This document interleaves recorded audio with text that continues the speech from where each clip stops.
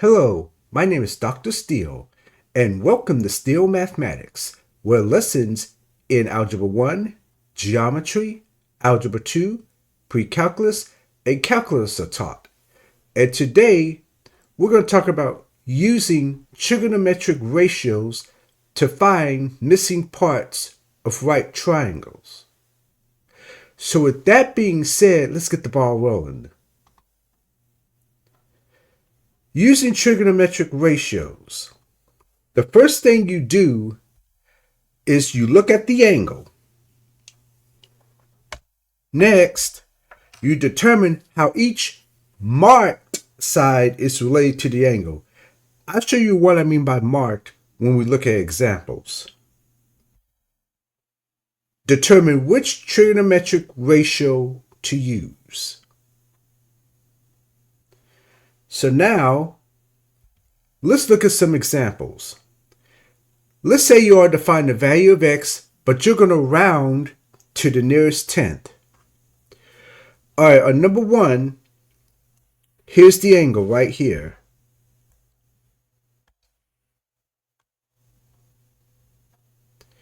And then you looked at the sides that are marked. The side that says x and the side that says 29 are marked sides. The x is opposite the angle, and 29 is the hypotenuse. So we got the opposite leg and the hypotenuse. That sine, there's the trig ratio to use.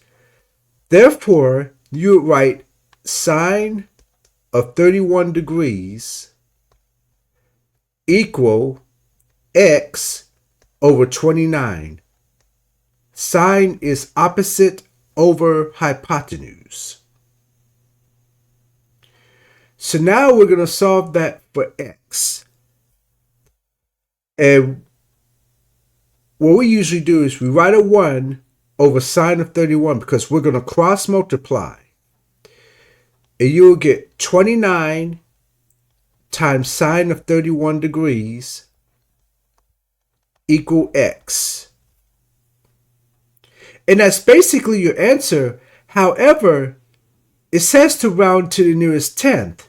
That means to write this as a decimal, rounded to the nearest tenth. So that's where your calculator comes in. You will put in 29 sine of 31, and you will get 14.9. And therefore, your solution is 14.9. Next, on number 2, here we have the angle. Now, the two marked sides is the leg that is adjacent to the angle and the hypotenuse. You got adjacent and hypotenuse. Therefore, you use cosine. Therefore, the cosine of 67 degrees equal 33 over x. So now we're going to solve for x. We're going to write a 1 underneath cosine of 67, and we're going to cross multiply. This will be x cosine of 67 degrees equal 33. Then we divide both sides by the cosine of 67 degrees.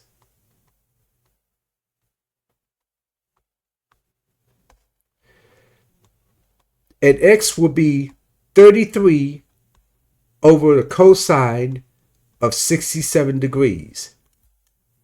Now this is basically your solution, but they want it as a decimal rounded to the nearest tenth. So you take your calculator, you do 33 divided by cosine of 67,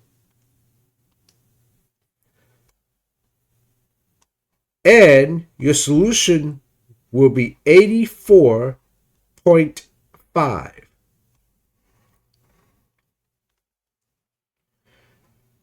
All right, number 3, 54 is the angle.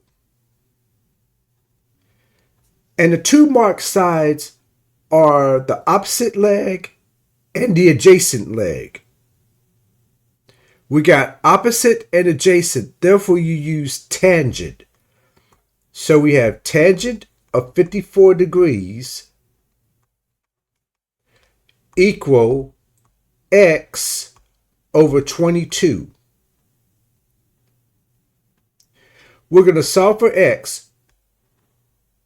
We're going to write 1 underneath tangent of 54 so we can cross multiply. This would be 22 times tangent of 54 degrees equal x.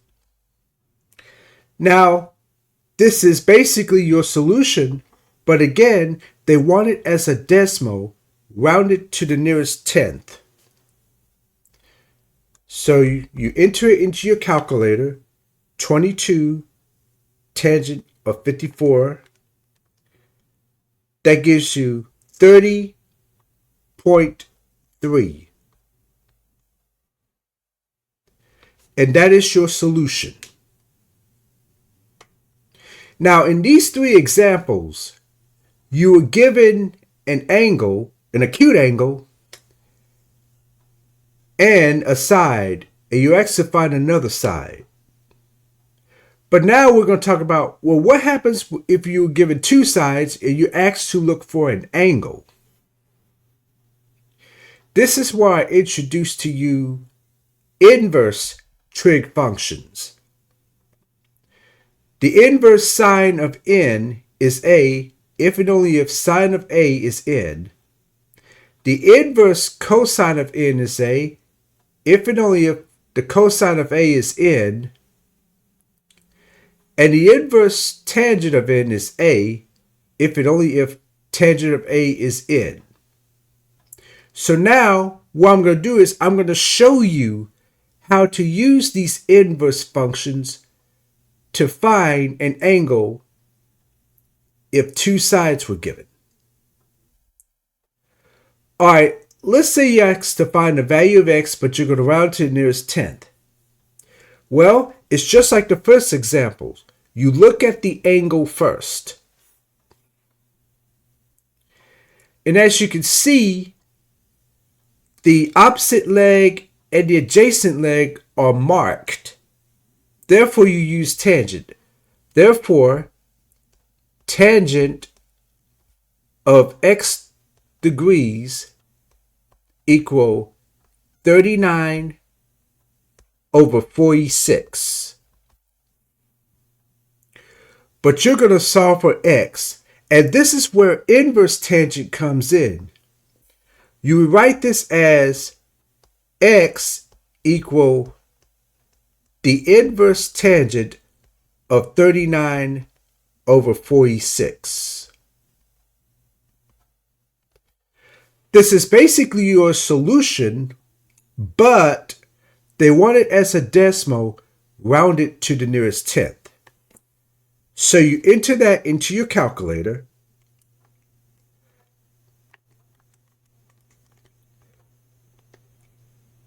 And you will get 40.3. So the solution is 40.3. Number 5, here's your angle right here. And as you can see, the adjacent leg and the hypotenuse are marked. We got the adjacent and the hypotenuse. Therefore, we use cosine.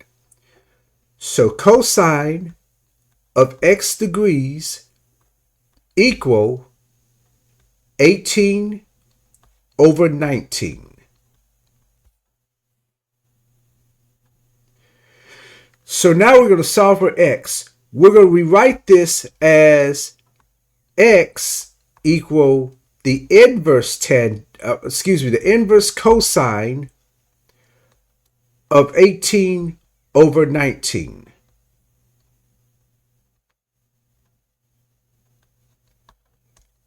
We enter it into your calculator because they want this as a decimal, round it to the nearest tenth.